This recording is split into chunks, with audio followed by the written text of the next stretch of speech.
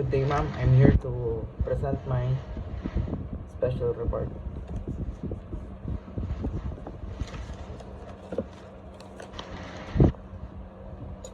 Ballistics is the science of the motion of projectile and condition that affects their motion. So, yung salitang ballistics ay nagmula sa Greek word na ballista, na ang ibig sabihin ay to throw. Yung projectile naman, ang ibig sabihin ay wind, gravity, air force.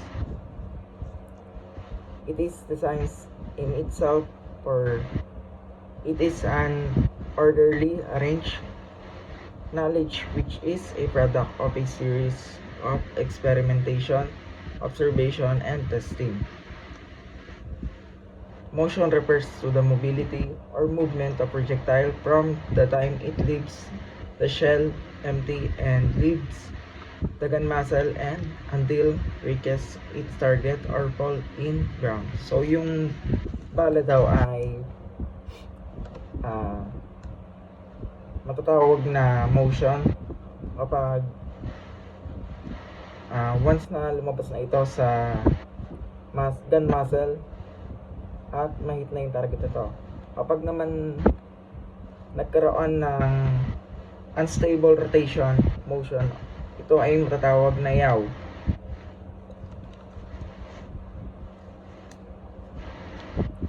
So may tatlo tayo dito. Motion. Ang una ay direct motion.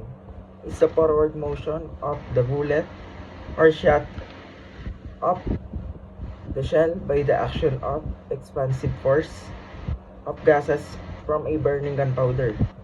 So, ito naman yung direct motion. Ang direct motion ay ito yung kapag lumabas sa barrel yung bala ay straightforward lang siya or smooth, kumbaga. Smooth lang siya.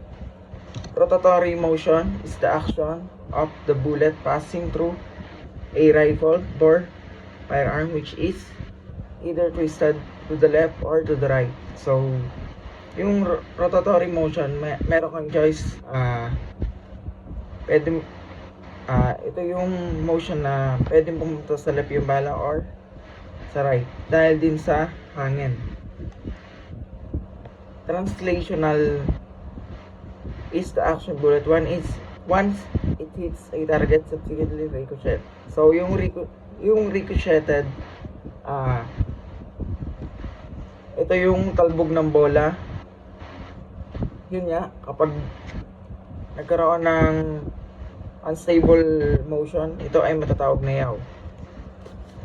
So, branches of ballistics: interior ballistics,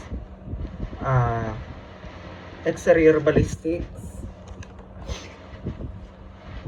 terminal ballistics, forensic ballistics, shot ballistics, wound ballistics. So, unahin natin yung interior ballistics.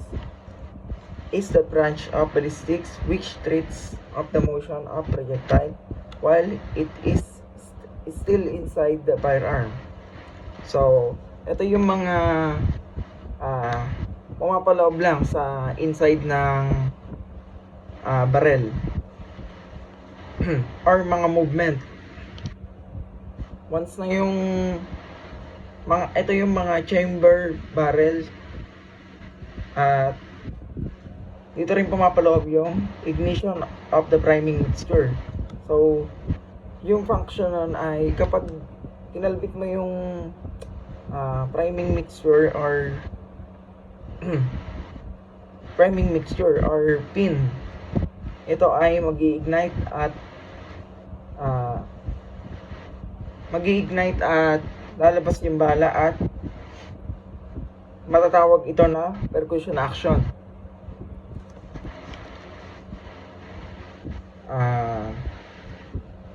Exterior ballistics treats of the attributes movement of projectile after leaving the gun muzzle. So dito inaalam natin yung impact na barrel o ballistics, kapag lumabas na yung bala, unang-una dito ay muzzle blast. So, dito sa muzzle blast ay nakaka-create siya ng ingay kapag lumabas na yung or kapag nag-ignite na yung bala sa palabas ng barrel. Muzzle energy generated at muzzle point measured in foot-pound. So, yun nga, kapag kinalbik na yung firing pin, siya rin yung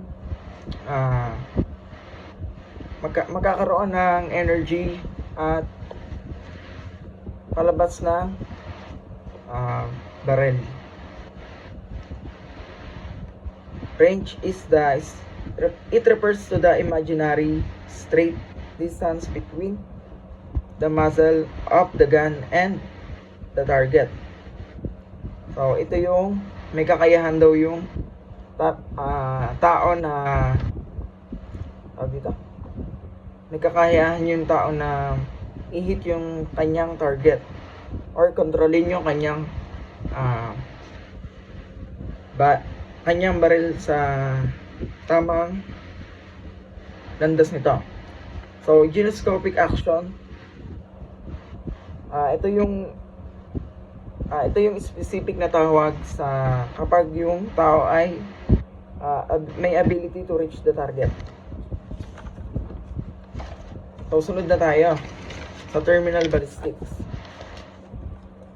Terminal ballistics is a branch of ballistics which deals with the effects of the impact of projectile on the target. So, ito nga yung pinag-aaralan dito, yung kapag tumama na yung bala sa target. Terminal accuracy, it refers to the size of the bullet grouping on the target. So, diba kapag tayo binarel or kapag yung bala pumasok sa skin natin, merong shape na matatawag natin or malalaman natin kapag ito ay bala ng shotgun or small firearms like pistols, ganyan.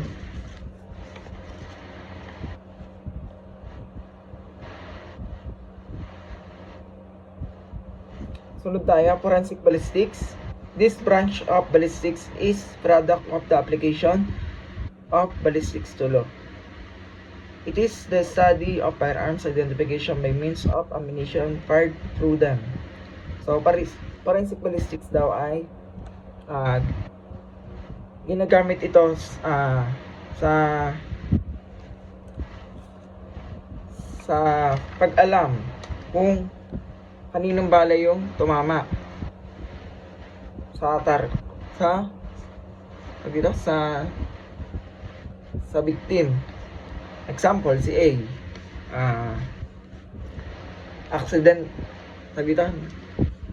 accidentally na tinamaan ng bala si B nang hindi niya alam dahil sa party. So, yung mga investigator, pwede nilang matukoy yung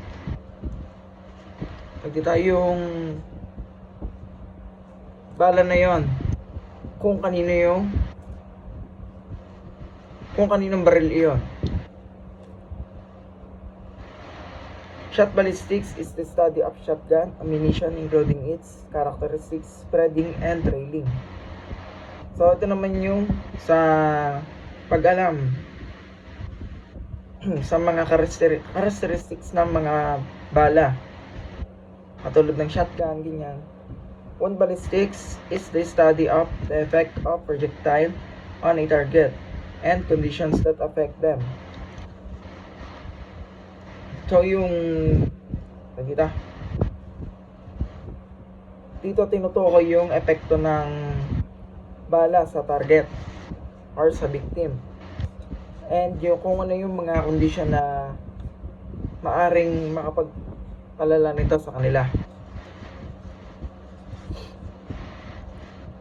Calvin H. Goddard. So, siya yung father ng ballistics. At may scope din tayo na forensic ballistics, field ballistics, ballistics technical examination of the exhibits, legal proceeding. So, ma'am, yun lamang po at maraming salamat po.